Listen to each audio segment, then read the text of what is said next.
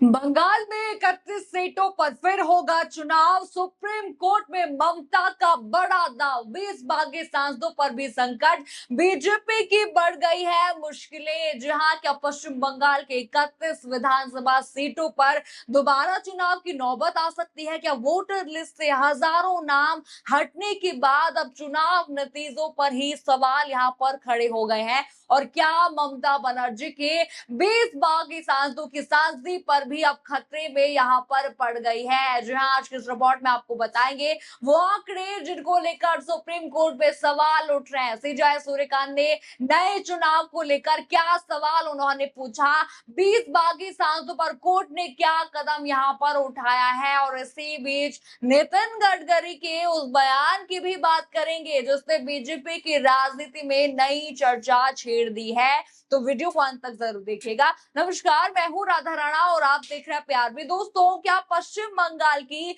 31 विधानसभा सीटों पर दोबारा जो है चुनाव की नौबत आ सकती है? जहां मामला सुप्रीम कोर्ट तक पहुंच चुका है और टीएमसी ने ऐसे आंकड़े सामने रख दिए हैं जिनसे चुनाव नतीजों पर ही सवाल खड़े हो गए हैं। और दोस्तों, सिर्फ यही नहीं, टीएमसी ने अपने 20 बागी सांसदों को लेकर भी सुप्रीम कोर्ट में मोर्चा खोल दिया है। यानी कि ममता बनर्जी का खेमा एक साथ दो दो मोर्चों पर लड़ता नजर यहां पर आ रहा है।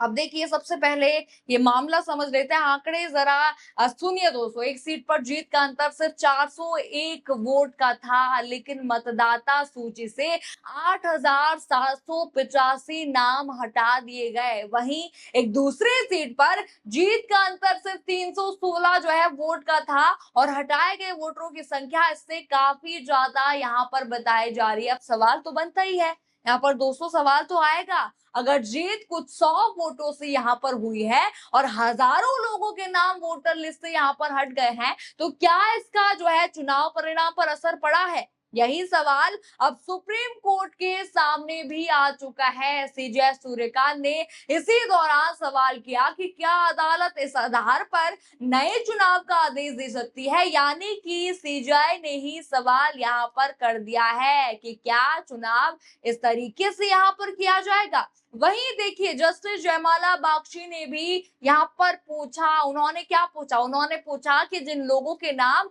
वोटर लिस्ट से हटाए गए उनमें से कितने लोगों ने इसके खिलाफ यहाँ पर अपील की है, ये भी यहाँ पर पूछा गया है। क्योंकि देखिए, सिर्फ नाम हटने और जीत के अंतर की तुलना करना काफी यहाँ पर नहीं है, ये भी देखना होगा कि कितने लोगों ने इसका विरोध किया है। ये बागची यहाँ पर कह रहे हैं, यानी कि दोनों तरफ का मामला उनको सुनना यहाँ पर चाहिए, ये वो कह रहे हैं। और दोस्तों, सुप्रीम कोर्ट ने ये भी यहाँ पर साफ कर दिया है कि मामला सिर्फ इन 31 सीटों तक सीमित नहीं यहाँ पर रहेगा। कोर्ट जो है मतदाता सूची से नाम जोड़ने और हटाने को लेकर लंबे सभी अपीलों की स्थिति देखेगा और इनका समय पर निपटारा कराने पर भी नजर रखेगा। यानी कि बीजेपी की मुश्किलें यहाँ पर बढ़ सकती हैं, क्योंकि हर तरफ की यहाँ पर एसआईआर की जांच होने वाली है। लेकिन दोस्तों, ममता बनर्जी के लिए कहानी सिर्फ यही खत्म नहीं होती है। अब देखिए, एसआईआर पर अगर यहाँ पर ममता बनर्जी के पक्ष में फैसला आ जाता है तो कहा जा रहा है कि यहाँ पर जो है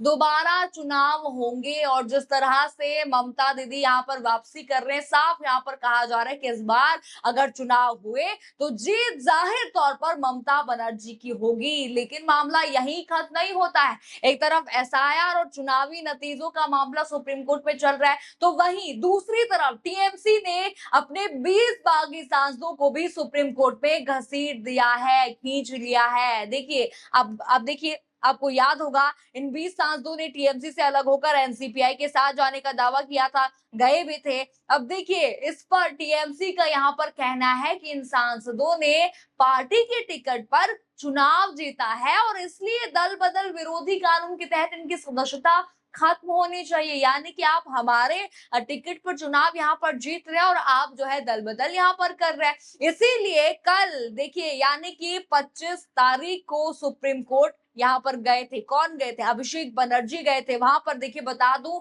सुनवाई के बाद सुप्रीम कोर्ट में सुनवाई के बाद सुप्रीम कोर्ट ने 20 बागी सांसदों को नोटिस जारी कर जो है जवाब मांगा था। अब देखिए इसके तुरंत बाद बता दूं, खबर देखिए जरा स्क्रीन पर, ये बड़ी हेडलाइन देखिए, क्या 7 दिन बाद चली जाएगी टीएमसी से बागी 20 सांसदों की सांसदी? सुप्रीम कोर्ट की सुनवाई के बाद स्पीकर ने भेजा नोटिस। हेडलाइन आपने देखा, यानी कि इन बागियों को 7 दिन का अल्टीमेटम दे दिया है, 7 दिन में जवाब देना होगा। ये यहाँ पर जो है बिरला ने उनको नोटिस भेज दिया है। तो एक तरफ ममता खेमा यहाँ पर कह रहा है कि वोटर लिस्ट में गड़बड़ी हुई तो चुनाव नतीजों पर सवाल उठेंगे। दूसरी तरफ बागी सांसदों की सदस्यता का भी जो है मामला अदालत पहुंच चुका है। इनकी सदस्यता पर खतरा मंडरा रहा है, क्योंकि देखिए सवाल तो अभी भी वही है, क्योंकि बगावत तो इन्होंने करी है, चुनाव तो इन्होंने जीते थे टीएमसी के उस पर। अब देखिए दल बदल का कानून इन पर भी लग सकता है। और देखिए अब एक और खबर आपको बता दूं, तीसरी तरफ बता दूं, नितिन गडकरी ने एक बयान यहाँ पर दिया है जो काफी चर्चा में है। पहले जरा सुन लीजिए क्या कुछ कह रहे हैं। स्तोत्र वगैरे काही नाही आहे आजकाल, मी काही जास्त काम करू शकत नाही। ज्यावेळी करू शकलो तेव्हा आता मी पण कामातून माझं पार्टिसिपेट कमी झालं। मी सगळ्यांना सांगितलं तर नवीन नवीन पिढीच्या हातात काम दिलं पाहिजे। नवीन लोक आलेत, जुने त्यांना मार्गदर्शन करतात आहेत आणि हळूहळू पुन्हा काम वाढत आहे आणि वाढलेल्या कामामध्ये आता अजून जास्त वाढत आहे। सुना आपने, नितिन गडकरी यहाँ पर कह रहे हैं कि अब वो पहले की तरह ज्यादा काम नहीं कर सकते और काम में उनकी भागीदारी भी कम हुई है। उन्होंने यहाँ तक कहा कि नई पीढ़ी के हाथों में काम अब सौंपना चाहिए। मतलब कि एक तरफ खबरें यहाँ पर चलाई जा रही है कि मोदी कैबिनेट में कई मंत्रियों की छुट्टी होने वाली है, आपको पता ही है। वहीं देखिए दूसरी तरफ क्या नितिन गडकरी ने इशारों ही इशारों में पद छोड़ने का ऐलान कर दिया है? ये भी बड़ा सवाल यहाँ पर बन रहा है। अब देखिए यानी हर तरफ से बीजेपी के लिए मुश्किलें खड़ी हो गई। एक तरफ ममता बनर्जी यहाँ पर जो है खेमे में हलचल मचा रही है, भाजपा के खेमे में। अब देखिए, अब देखना यहाँ पर दिलचस्प होगा कि क्या पश्चिम बंगाल की कुछ सीटों पर दोबारा चुनाव की नौबत आती है या कुछ और मामला यहाँ पर निकलता है। अब जरा पूरे मामले को एक साथ जोड़कर हम देखेंगे। एक तरफ पश्चिम बंगाल की 31 सीटों पर मतदाता सूची और चुनाव परिणाम को लेकर सुप्रीम कोर्ट में सवाल हो रहे हैं, तो वहीं दूसरी तरफ टीएमसी के 20 बागी सांसदों की सदस्यता का मामला कोर्ट पहुंच चुका है। और तीसरी तरफ नितिन गडकरी का बयान बीजेपी के भीतर नई चर्चाओं को हवा दे रहा है। तो दोस्तों आने वाले दिन राजनीतिक तौर पर बेहद ही महत्वपूर्ण होने वाले हैं। कहीं गद्दी जा सकती है, सत्ता जा सकती है, बागियों की सदस्यता भी यहाँ पर खतरे में मंडरा रही है। और तीसरी तरफ देखिए दोबारा चुनाव होने की बात भी यहाँ पर हो रही है। अब सबसे बड़ा सवाल यहाँ पर यही है कि पश्चिम बंगाल की कुछ सीटों पर दोबारा चुनाव की नौबत आ सकती है। क्या सुप्रीम कोर्ट मतदाता सूची में गड़बड़ी के दावों पर कोई बड़ा आदेश देगा और क्या टीएमसी के 20 बागी सांसदों की सदस्यता पर कोई बड़ा फैसला आने वाला है? और नितिन गडकरी के बयान के बाद क्या मोदी कैबिनेट में जल्द कोई बड़ा बदलाव देखने को मिलेगा? इन सभी सवालों के जवाब